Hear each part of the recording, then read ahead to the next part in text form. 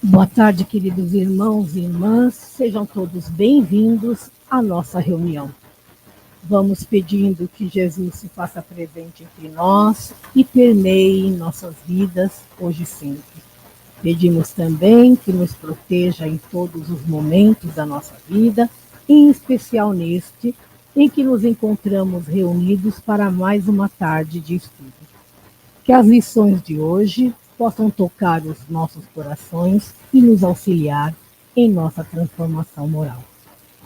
E assim, amparados e protegidos com a tua permissão, Jesus, vamos iniciar as nossas reflexões que se encontram no capítulo 19 do Evangelho segundo o Espiritismo, no item 11, sob o título Fé, Mãe da Esperança e da Caridade. Quando falamos de fé, esperança e caridade, estamos falando de três virtudes fundamentais e essenciais na vida de todo ser humano que deseja evoluir, que deseja regenerar-se e viver sob as leis de Deus. Todas as vezes que pensamos nessas três virtudes, elas aparecem sempre seguindo a mesma ordem. E não é por acaso que isso acontece, e nós veremos o porquê. Para os nossos irmãos católicos, a fé, a esperança e a caridade são chamadas de virtudes teologais, que são virtudes que nos fazem agir bem em relação a Deus, mas são essencialmente sobrenaturais. Mas essas virtudes nada têm de sobrenaturais. Elas são aquelas que refletem o divino em nós e que completam todas as demais virtudes existentes, como a paciência, a justiça, a temperança, a fortaleza e outras mais. Primeiramente, vamos defini-las. O que é fé? Fé significa adesão, confiança e credibilidade. É um sentimento de total confiança em algo ou em alguém, ainda que não haja nenhum tipo de evidência que comprove a veracidade da preposição em causa. É atitude própria, convicção que relaciona o homem ao Deus Supremo na expectativa da salvação da alma. Esperança é o ato de esperar o que se deseja. É, genericamente falando, toda a tendência para com o bem futuro e possível, mas incerto. É uma virtude mista que se compõe de desejo e constância. É um sentimento de confiança que sustenta o homem na espera do bem. Caridade. Caridade é o amor que move a vontade, a busca efetiva do bem de outro, identificando-se com o amor de Deus. É virtude que, com justiça, regula o procedimento moral dos homens para com os outros seres, e especialmente para com os outros homens. Ela baseia-se na frase: fazemos aos outros o que gostaríamos que nos fosse feito. No capítulo 19, no item 11, objeto desse nosso estudo, José, o Espírito Protetor, através de sua mensagem, nos convida a refletir sobre esse triângulo de forças divinas que são a sustentação de uma vivência cristã, de uma vivência em Cristo. Ele nos diz que a fé, a esperança e a caridade formam uma trindade inseparável e que uma é consequência da outra. Elas só existem se estiverem juntas. Esse triângulo de virtudes se alimentam uma da outra, se completam e juntas vão fazendo com que as criaturas alcancem seu destino. Então, vamos falar sobre a fé. Nós viemos de várias encarnações acostumados com a ideia de que a fé é um milagre, é algo que acontece de fora para dentro.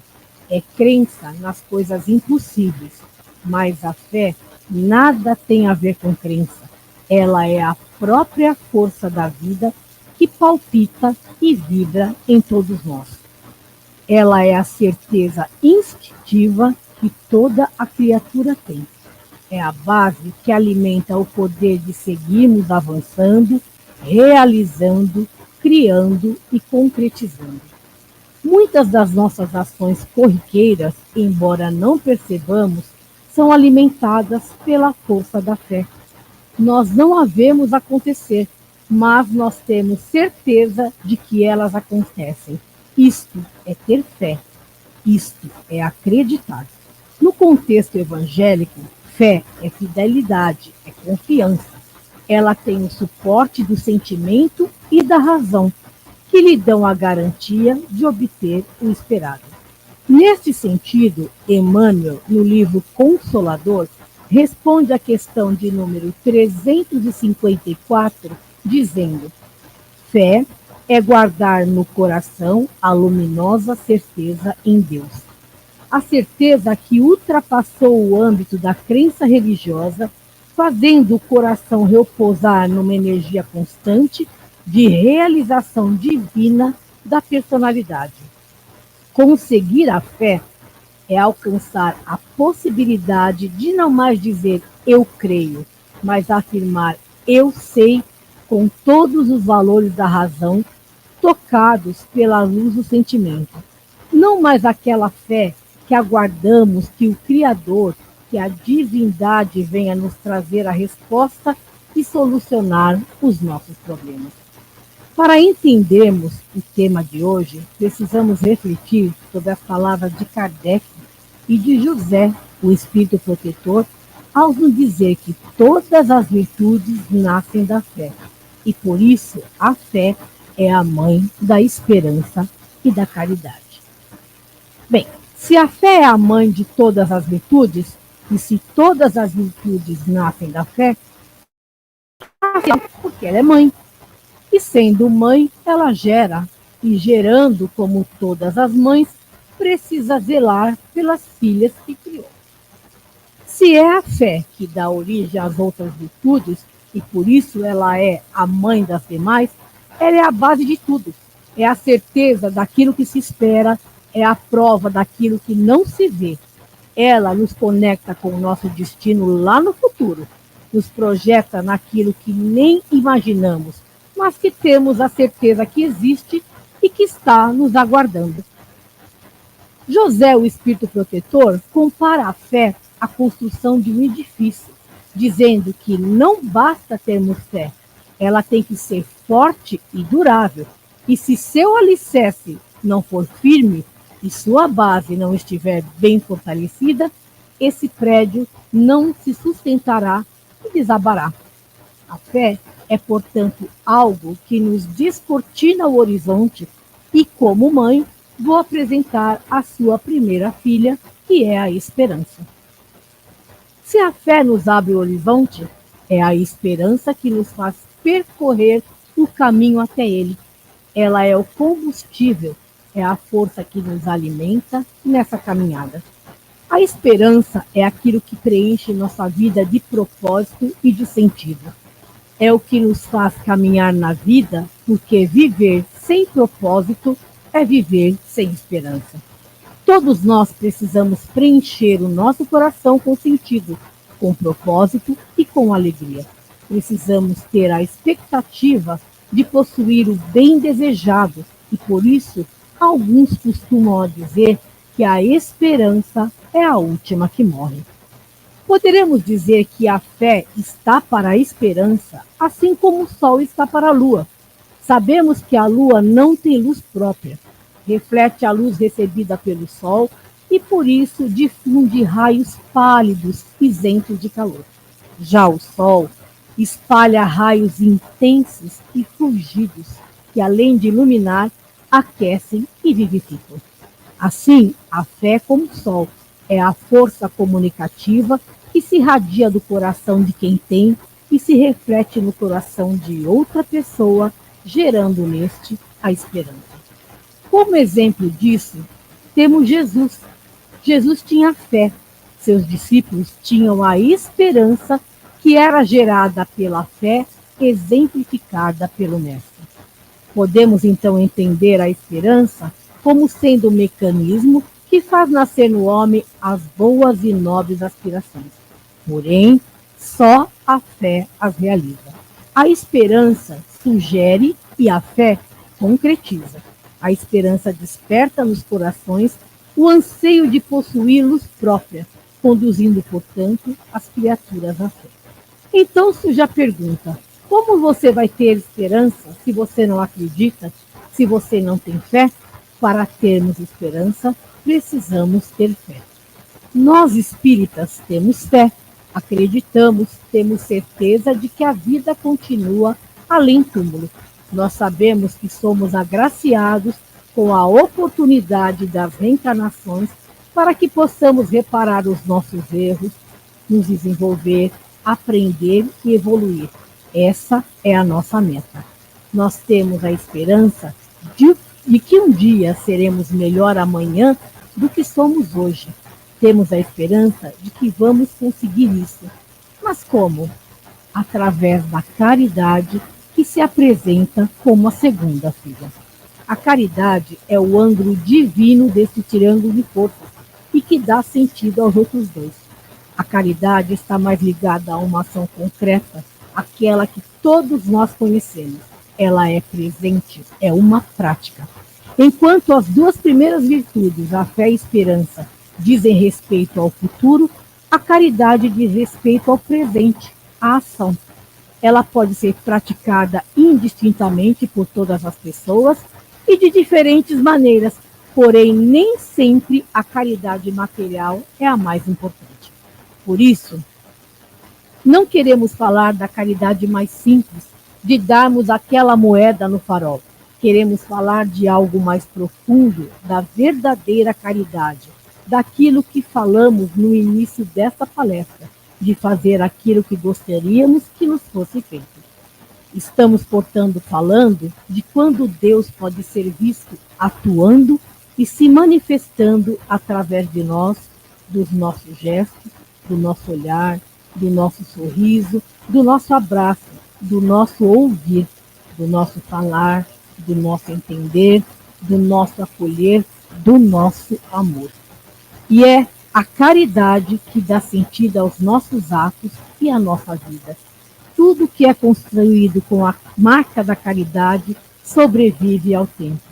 E é transformando o ato de dar alguma coisa que nos elevamos espiritualmente.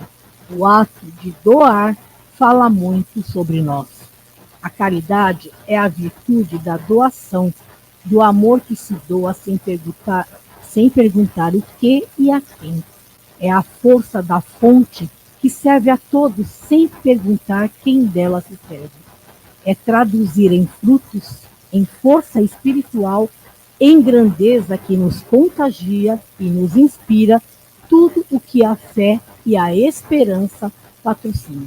A esperança e a caridade são, portanto, filhas da fé, porque é a fé que faculta a esperança na realização das promessas, acionando a vontade de querer, que, por sua vez, direciona todas as energias em favor dessa realização.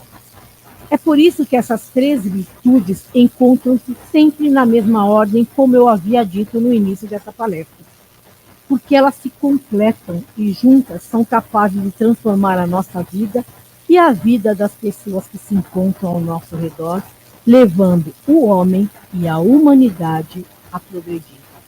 A doutrina espírita nos diz que todo aquele que possui a fé apresenta um sintoma de que já conquistou estágios importantes e, assim como a fé já se encontra incorporada ao seu acervo, torna-se natural a prática do amor e da caridade. Neste sentido, o Espírito Emmanuel nos diz que a fé é guardar no coração a certeza iluminada de Deus, com todos os valores da razão tocados pelo perfume do sentimento. Por isso, Allan Kardec nos diz que a fé não pode ser prescrita ou imposta por aquele que a tem. Ninguém a poderá tirar, e aquele que não tem, ninguém poderá dar. Pela fé, nós aderimos ao que ele nos revelou, Pela esperança, tendemos a Deus apoiando-nos em seu socorro para chegar a possuí-lo um dia e vê-lo face a face. E pela caridade, amamos a Deus sobrenaturalmente mais do que a nós mesmos. Se a fé nos descortina o horizonte, se a esperança nos alimenta para a caminhada, a caridade é o rastro, o legado, é a execução do bem que praticamos e que deixamos por onde passamos. Agora eu vou contar uma história chamada A Semente Milagrosa, que nos fará refletir sobre o poder da fé e da esperança em nossa vida. O sol quente castigava impiedosamente a região interiorana do Nordeste meses a fio, sem qualquer sinal de chuva nas redondezas. Os habitantes daquela triste cidadela viam-se cada vez mais mergulhados em total desespero. Logo ali, ao pé de um jatobá, brincava uma menina de 7 anos, de nome Maria Clara, que possuía o que muitos ali já haviam perdido. Filha de seu Valdecir, um fazendeiro conhecido na região, e de Dona Raimunda, uma mulher devota a Deus, mas que já havia perdido a fé há muito tempo.